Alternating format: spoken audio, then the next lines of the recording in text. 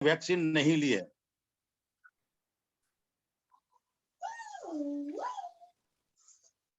Hello, हाँ जी sir, नमस्कार sir. Variant से इसमें कोई डिफरेंस नहीं आता है।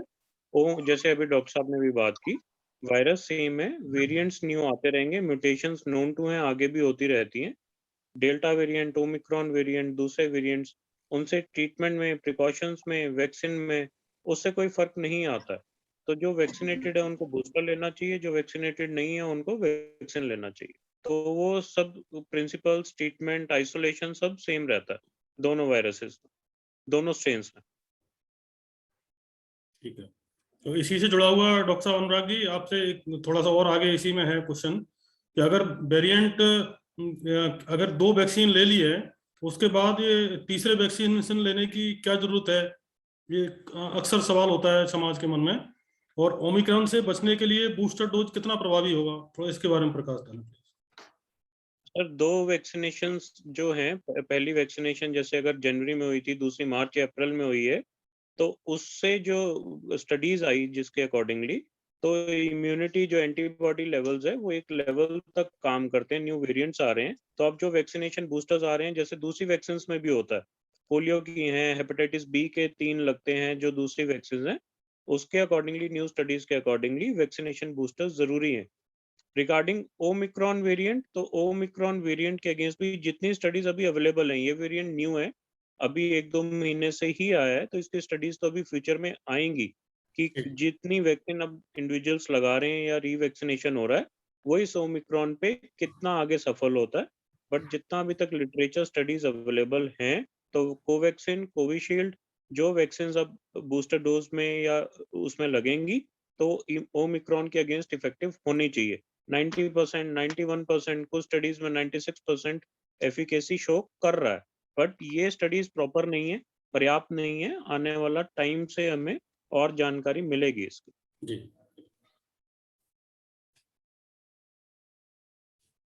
जी, अगला प्रश्न है इस समय जो संक्रमण डॉक्टर साहब फैल रहा है, उसमें हम कौन कौन सी दवाओं का प्रयोग कर सकते हैं या कौन कौन सी दवाएं प्रयोग करने योग्य है? सर जो आजकल ये न्यू पेंडेमिक आ रहा है, इसमें मोस्टली अच्छी बात ये है कि पेशेंट्स को एडमिशन रेट्स बहुत कम है, कोविड की सिवियरिटी बहुत कम है। अगर कोई यंग इंडिविजुअल है, उसको कोई कोमॉर्बिड दूसरी शुगर, ब्लड प्रेशर, एस्थमा वगैरह नहीं है, कोई कैंसर नहीं है, थोड़ा खांसी जुकाम है, 99-100 का बुखार चल रहा है, तो जनरली हम उसको बेड रेस्ट, आइसोलेशन और बिल्कुल सिंपल दवाइयाँ, स्टीम, गार्गल्स, एजिथ्रोमाइसिन, पेंटोसिड और क्रोसिल, और मे बी अगर थोड़ा कमजोरी लग रहा है तो एक विटामिन जैसे जिंकोनिया, जिंकोविट, A to Z। कुछ न्यू मेडिसिन आई हैं जैसे मोलनुपिराविर है, बट ये थोड़ी डिबेट में चल रही है। ICMR ने थोड़ा इसका रिसर्च करके कम यूज करने के लिए भी बोला था, बट डॉक्टर की निगरानी में जिन पेशेंट्स को देनी चाहिए अर्ली 2-3 डेज में, इसके कुछ टेरिटोजेनिक साइड इफेक्ट्स आए हैं कि जो रिप्रोडक्टिव एज ग्रुप में फीमेल्स और मेल्स हैं उनके लिए थोड़ा सेफ नहीं है। अदरवाइज डॉक्टर की सुपरविजन में हम कुछ पेशेंट्स में मोलनुपिराविर यूज कर रहे हैं, तो बाकी दवाइयां सेम रहती हैं घर पे, एजिथ्रोमाइसिन, पेंटोसिड, क्रोसिल। धन्यवाद। डॉक्टर साहब अनुराग जी, और इसी से और संबंधित आगे एक सवाल है। इस संक्रमण में आइसोलेशन का जो समय है वो पुराने वाले संक्रमण से, मतलब डेल्टा वेरिएंट से कुछ अलग है या वही है? और इसके आगे जो लोग बाहर यात्रा करके आए हैं उनके लिए और उनके परिवार के लिए क्या गाइडलाइन होनी चाहिए, या आपका क्या सुझाव देंगे, कितने दिन का आइसोलेशन या दूरी बना के रखने का है? तो ये आज हाँ। रिसेंट गाइडलाइंस के अकॉर्डिंगली अगर कोई भी पॉजिटिव आता है आज, तो क्वारंटाइन 7 डेज का है। जिस दिन पॉजिटिव आता है उस दिन से लास्ट 3 दिन में अगर उसको बुखार, खांसी, जुकाम नहीं है, तो रिपीट टेस्ट की कोई इंडिकेशन नहीं है, दोबारा टेस्ट कराने की जरूरत नहीं है, और वो 7 दिन के बाद फ्री है, वो अपना रूटीन कार्यक्रम अपने परिवार वालों से मिल सकता है।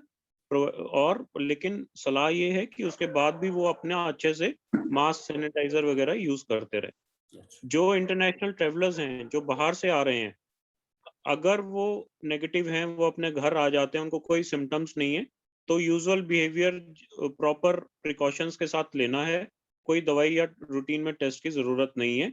फैमिली मेंबर्स अगर सिम्टम्स नहीं है उनको और उनको कोई बीमारी नहीं है, उनको कोई लक्षण नहीं है, तो टेस्ट या दवाई की जरूरत नहीं है। अगर हमारे परिवार में भी कोई अभी पॉजिटिव आ जाता है, तो जो प्राइमरी कॉन्टैक्ट्स हैं, माता पिताजी, बच्चे साथ में, भाई बहन, अगर उनको सिम्टम्स नहीं है तो उनकी निगरानी जरूरी है, लेकिन सेल्फ आइसोलेशन पेशेंट का करना चाहिए, क्वारंटाइन, बट संबंधित प्राइमरी कॉन्टैक्ट्स को दवाई या टेस्ट की रिकमेंडेशंस नहीं है, जरूरत नहीं।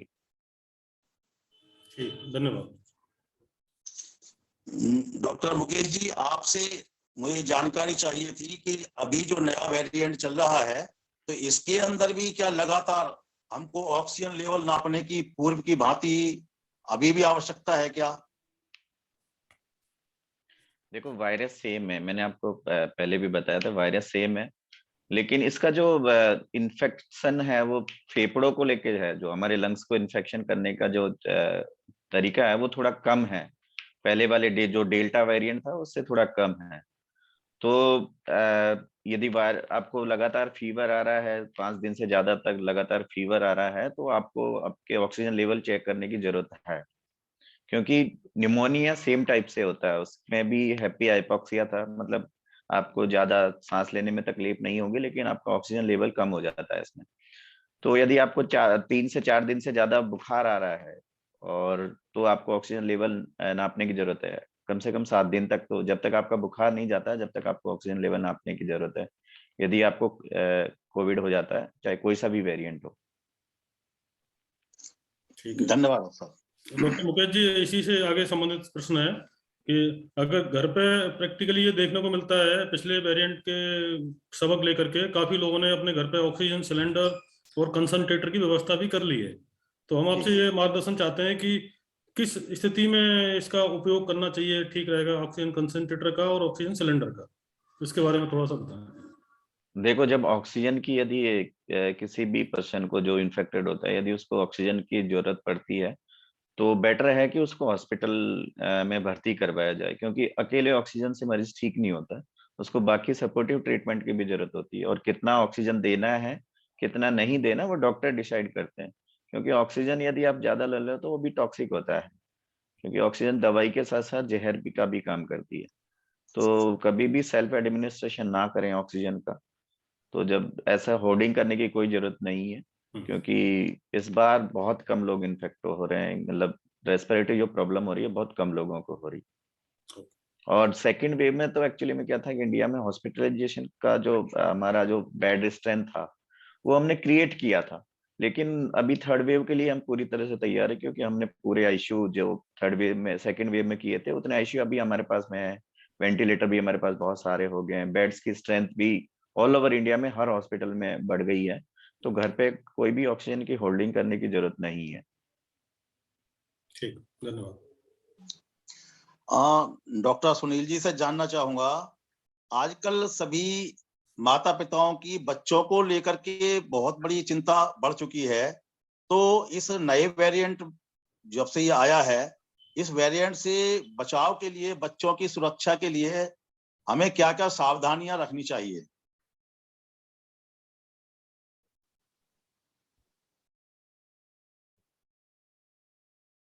डॉक्टर सुनील जी। हाँ जी सर, अनम्यूट किया अभी। इसमें अभी सर ने बताया ही था सर कि आपको प्रॉपर हाइजीन मेंटेन करना है, हैंड वॉश करने हैं, प्रॉपर ट्रिपल लेयर मास्क लगाना है। और अभी फिलहाल जब तक हमारी थर्ड वेव चल रही है तो उसके दौरान अभी तो लॉकडाउन ही है जैसे दिल्ली में, या उसके बाद भी जब लॉकडाउन नहीं हो तब भी जब बहुत जरूरी हो तभी घर से बाहर जाना है। तो यही एक मेनली प्रिकॉशन है कि आप बच्चों को बाहर एक्सपोज ना करें। अगर माता पिता का कंसर्न बच्चों के लिए थोड़ा ज्यादा होता है तो कुछ ऐसे पेरेंट्स होते हैं जो डेली वर्किंग होते हैं, बाहर जाते हैं, तो इसमें सबसे जो बेस्ट तरीका वो यही है कि अगर घर में किसी को भी सिम्टम आ रहे हैं और वो बाहर जा रहा है तो वो सबसे पहले अपने आप को आइसोलेट करे। और अगर प्रॉपर प्रिकॉशन के साथ, जिसको डिटेल में बताने की जरूरत है नहीं, वो सबको पता ही है, अच्छे से आप अपनी डाइट मेंटेन करिए, मास्क लगाइए, हैंड हाइजीन मेंटेन कीजिए, तो आप उनको कोविड से बचा सकते हैं।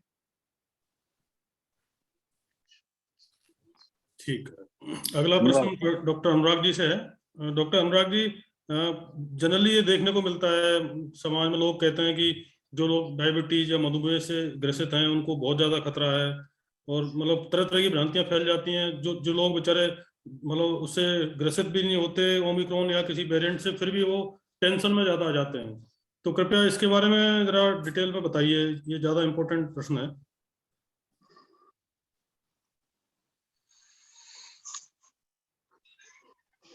Doctor Anurag ji.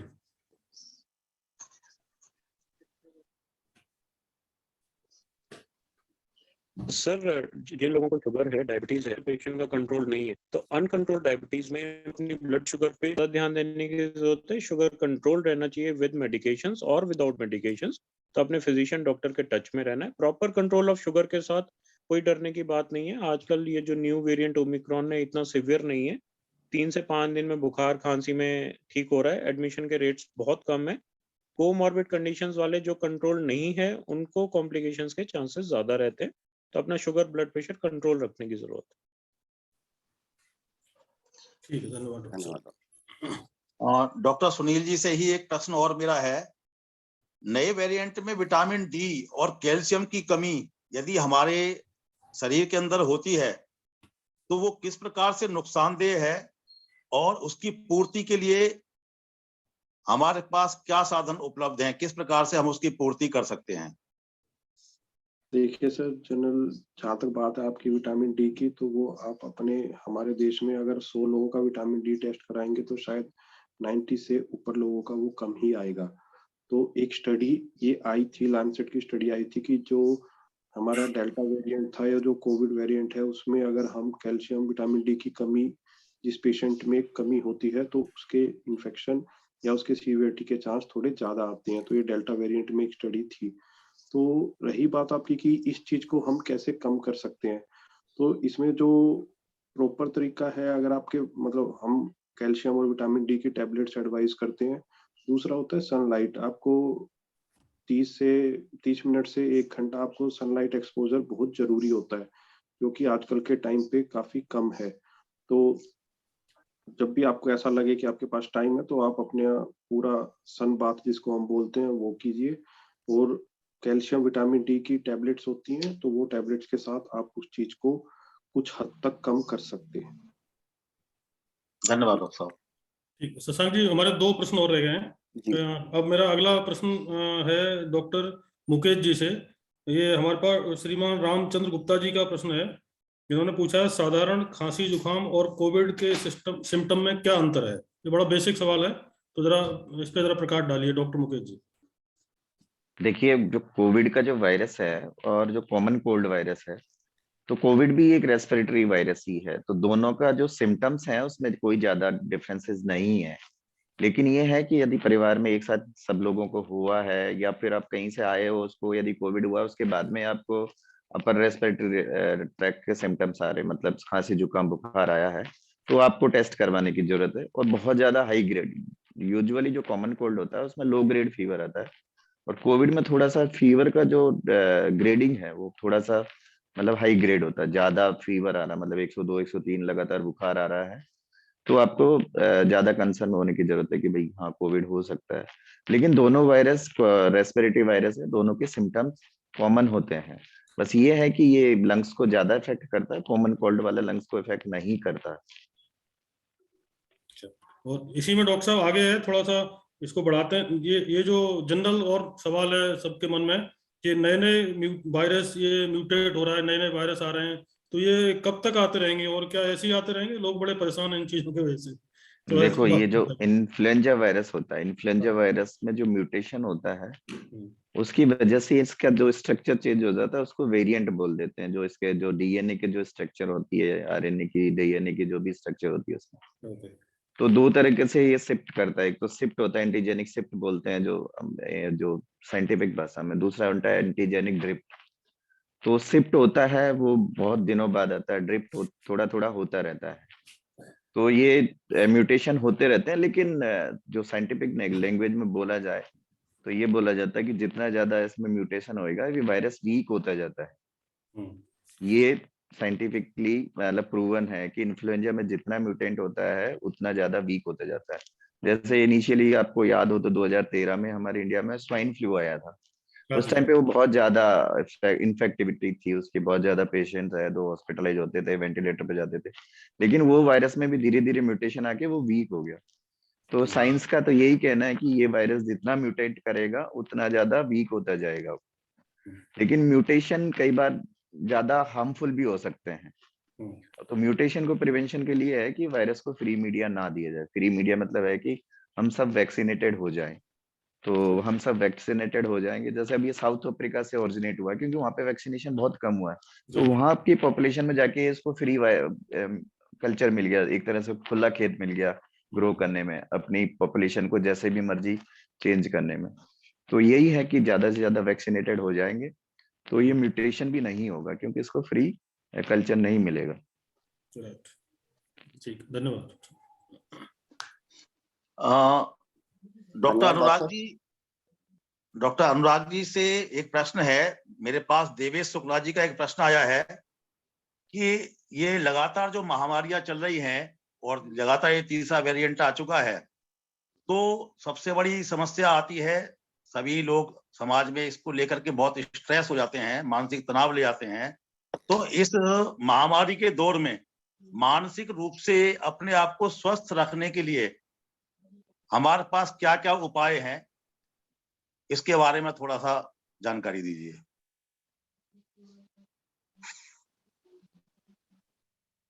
Sir, mental strength बहुत इंपॉर्टेंट है, हमें पॉजिटिव सोचना चाहिए। अच्छी बात यह है, जैसे अभी डिस्कस हुआ है, कि इसकी सिवियरिटी बहुत कम है, हॉस्पिटलाइजेशन रेट्स बहुत कम। सबसे अच्छी चीज ये है कि जैसे अभी दिल्ली में कर्फ्यू था, वीकेंड कर्फ्यू था, आगे लॉकडाउन शायद लग सकता है, और रिस्ट्रिक्शंस तो है ही हैं घर से जाने की। तो हेल्दी डाइट, और घर में हमें किसी न किसी रूप में अपना योगा, एक्सरसाइज, मेडिटेशन, एरोबिक्स, तो हमारे पास पर्याप्त समय भी है, तो हमें अपने शरीर पर ध्यान देना चाहिए।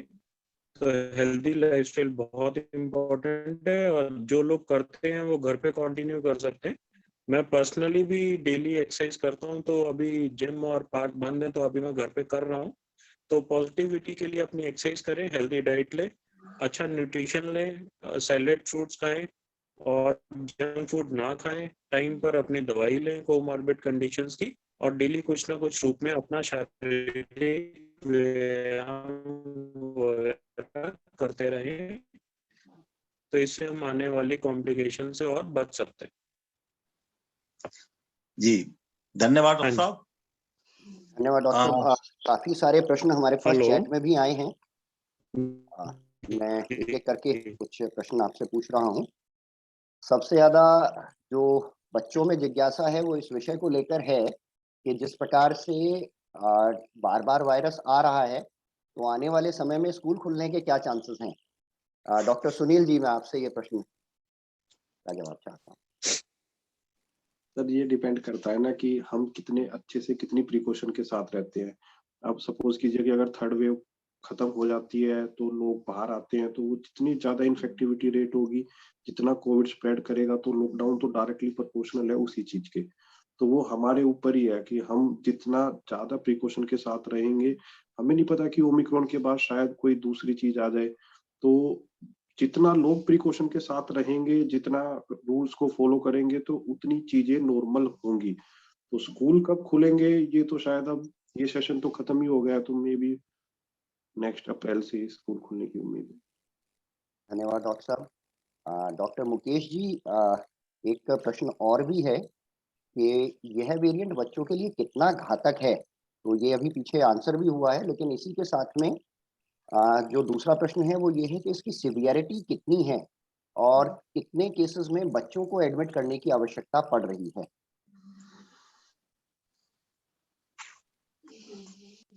देखिए, अभी तो जिस हॉस्पिटल में काम कर रहा हूँ इंसरिसी केस में, उसमें पीडियाट्रिक डिपार्टमेंट का अभी भी कोई भी बच्चा अभी एडमिट ना ही हुआ है। तो इसी से अंदाजा लगाया जा सकता है कि अभी मतलब बच्चों में तो इतना सीवियर नहीं है।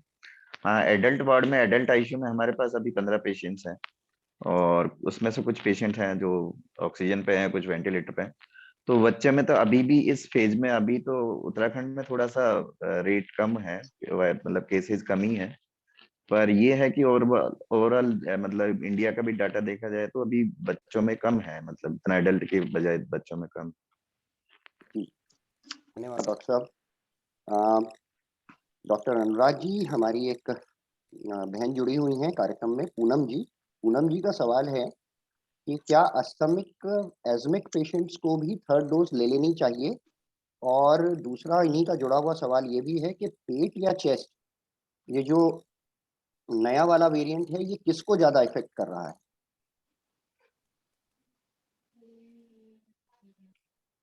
हाँ जी जी जरूर, एस्थमा पेशेंट्स को भी वैक्सीनेशन का जो ये है बूस्टर डोज लेना चाहिए, प्रोवाइडेड उनको आजकल के टाइम में खांसी सांस की ज्यादा दिक्कत नहीं हो, वो स्टेबल चल रहे हो।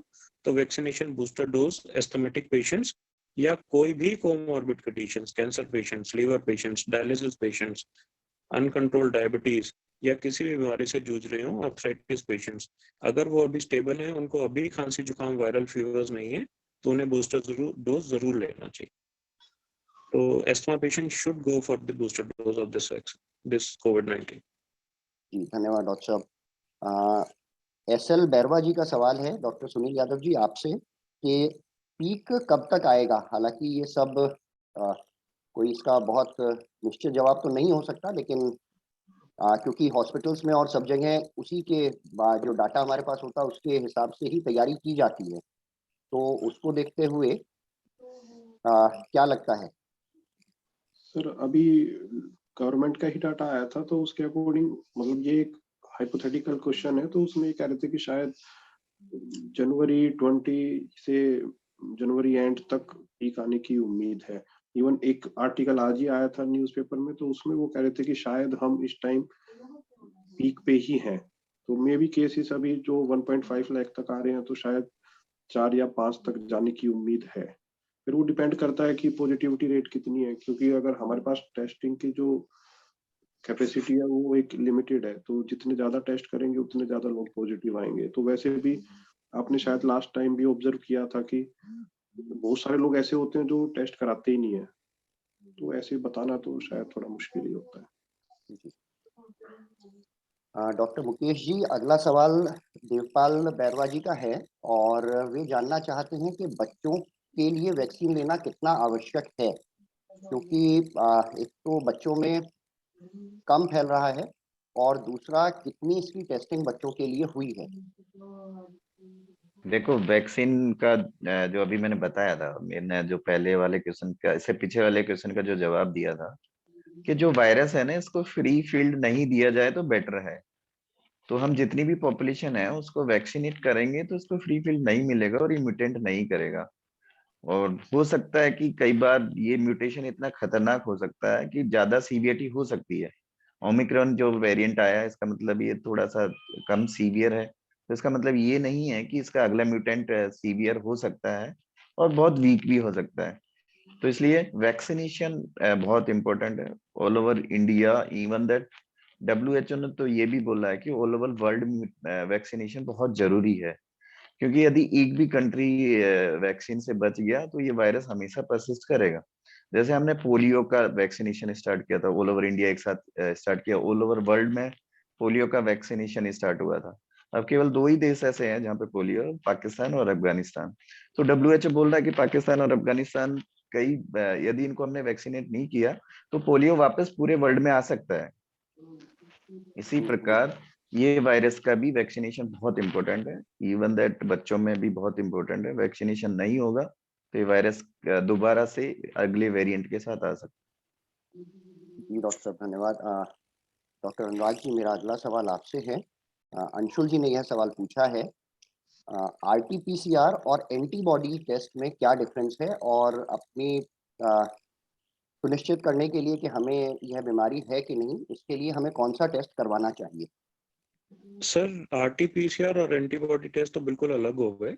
RT-PCR test, antigen test, INET test, ये तो कोविड-19 की कंफर्म करने के लिए टेस्ट हैं।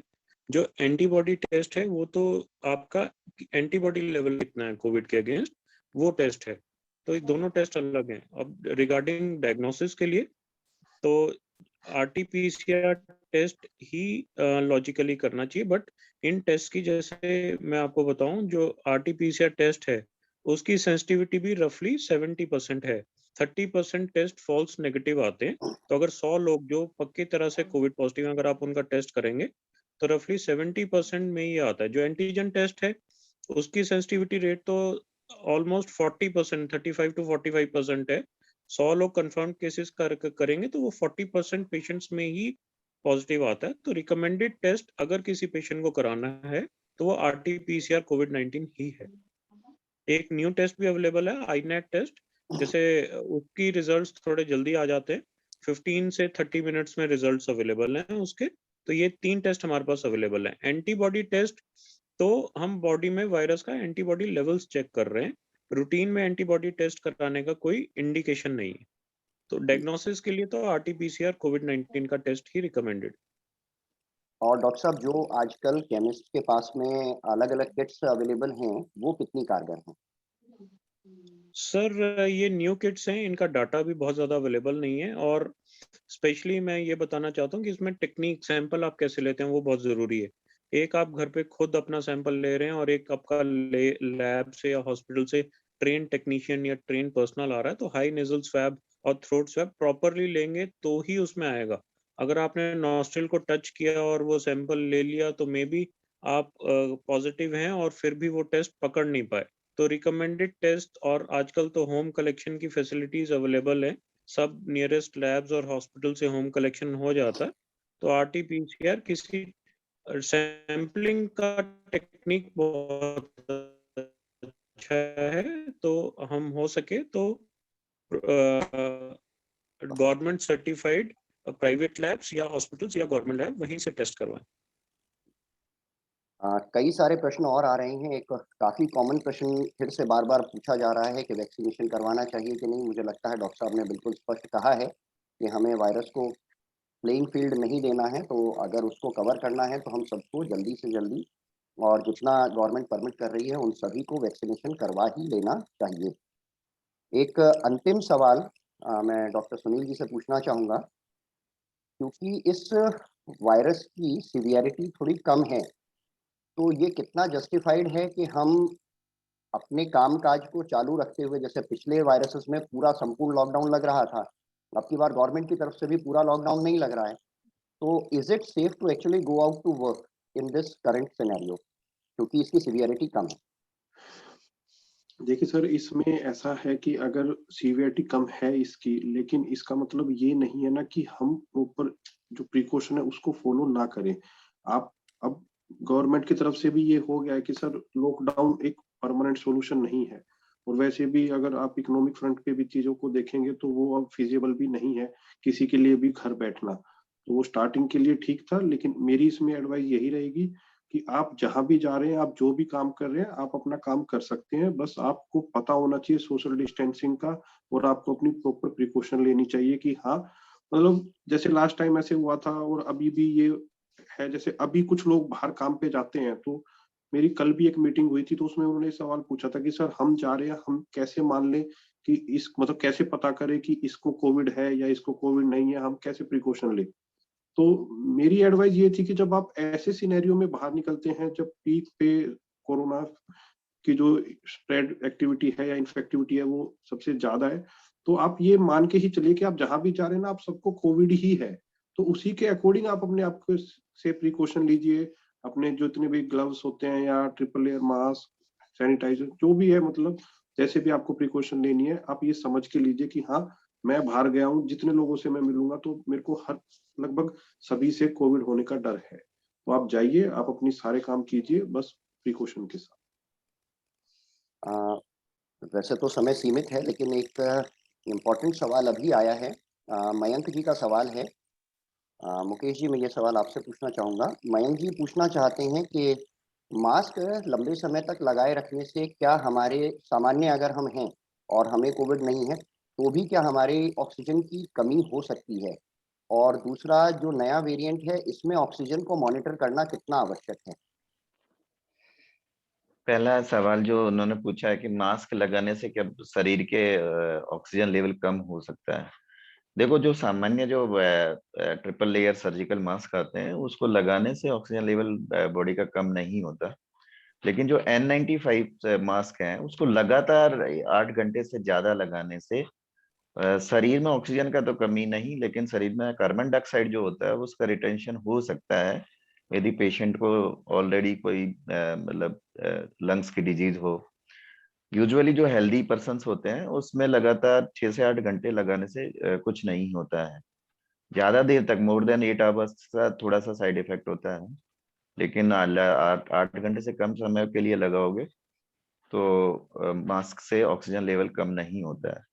दूसरा रहा कि इसमें मॉनिटर करना जरूरी है या नहीं है, क्योंकि ये वायरस कोविड वायरस ही है, डेल्टा वेरिएंट की तरह ही ये इन्फेक्शन कर रहा है।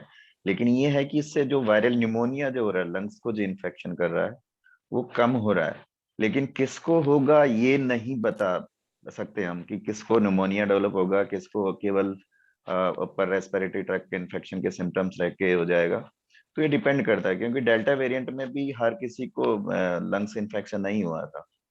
तो यदि आपको पहले भी बोला था कि लगातार यदि फीवर आता है, मोर देन 5 डे लगातार हाई ग्रेड फीवर रहता है, तो आपको चांसेस है कि आपको कोविड निमोनिया हो सकता है। और जब कोविड निमोनिया होता है तभी आपको ऑक्सीजन लेवल ड्रॉप होता है।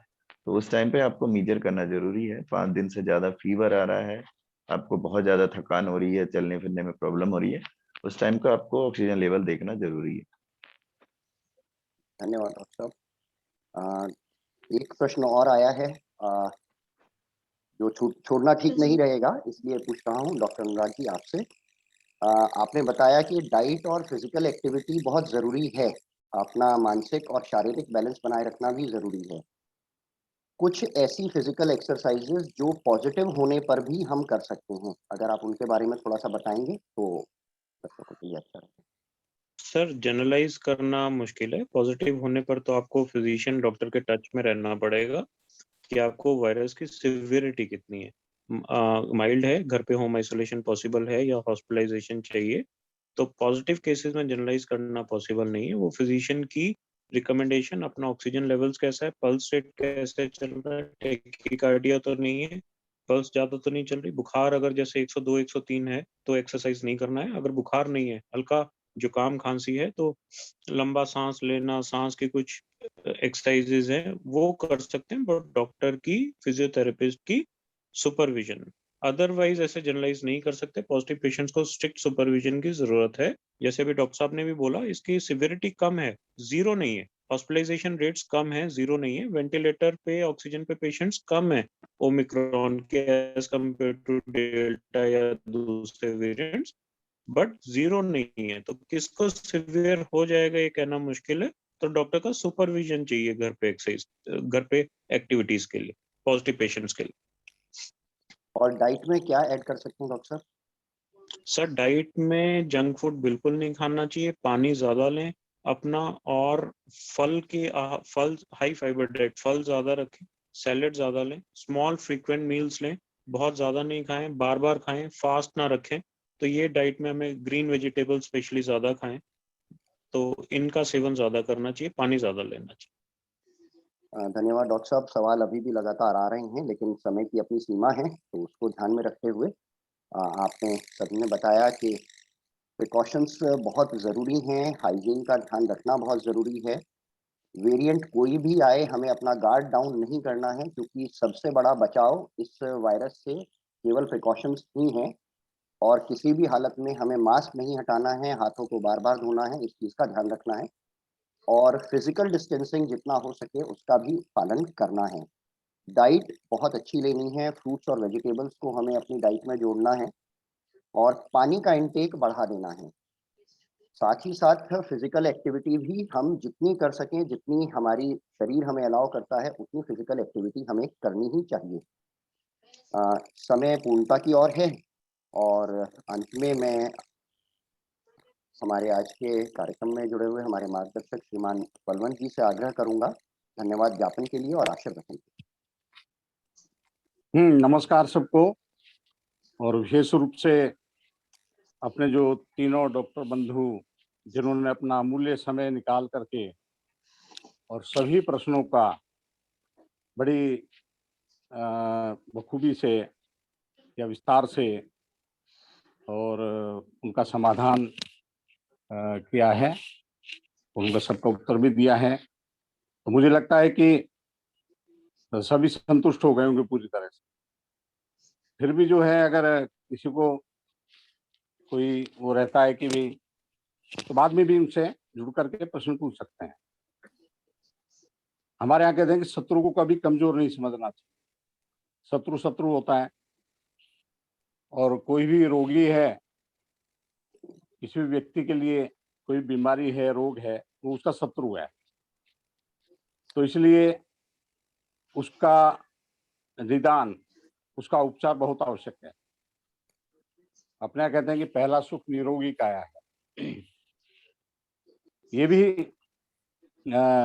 एक जो है बड़ा परिवार के ऊपर और समाज के ऊपर उपकार रहता है कि हम किस प्रकार से निरोगी रह सकें। तो उसके लिए बताए कि भाई आपने क्या खाना है, कैसे रहना है, कैसे व्यायाम करना है, तो रोग प्रतिरोधक क्षमता हमारे शरीर की कैसे बढ़े, तो इसका हमें ध्यान रखना चाहिए। और जैसे सभी डॉक्टर्स ने बताया कि किन किन बातों का ध्यान रखें, शत्रु को बिल्कुल कमजोर ना समझे, रोग हमारे पास आए नहीं, इसका पूरी तरह से ध्यान रखें। तो मैं डॉक्टर मुकेश जी, जो अपने कोविड-19 नोडल ऑफिसर हैं, ऋषिकेश एम्स से जुड़े हैं, डॉक्टर अनुराग जी से अग्रसेन इंटरनेशनल हॉस्पिटल से जुड़े हैं, और डॉक्टर सुनील जी जो MS ऑर्थो हैं और अपने NMO उत्तर विभाग के महासचिव हैं। इसके अलावा और भी जो समाज के और अपने बंधु जुड़े हैं, इनका बहुत बहुत धन्यवाद। और आशा करता हूं कि आगे भी इस प्रकार से ये जो डॉक्टर्स बंधु हैं हमारा मार्गदर्शन करते रहेंगे और अपने जो प्रतिभा है उसका उपयोग हम ले सकें। और ये जो अभी हमने जितने भी बंधु जुड़े हैं, तो ये केवल अपने तक ही सीमित ना रखें। आगे भी हम जो है, जो समाज के लोग हैं, परिवार के लोग हैं, और उनको भी इस बीमारी से कैसे बचा जाए, तो इसका भी आगे भी जो हम संवाद करते रहें। तो इतनी बात कह करके सबका बहुत बहुत धन्यवाद। नमस्कार। जी, धन्यवाद भाई साहब। भारत में हमारी पद्धति है कि हम सभी की स्वास्थ्य के लिए मनोकामना करते हैं, सभी के सुख की मनोकामना करते हैं और सभी के कुशल क्षेम की मनोकामना करते हैं। तो आइए हम सभी आज की बैठक का अंत भी उसी मनोकामना के साथ करते हैं, कल्याण मंत्र के साथ में। मैं बोलूँगा, आप सभी मन-मन में दोहराएँगे। ओम सर्वे भवन्तु सुखिनः, सर्वे सन्तु निरामयाः, सर्वे भद्राणि पश्यन्तु, मा कश्चित् दुःखभाग् भवेत्। ओम शांति शांति शांति।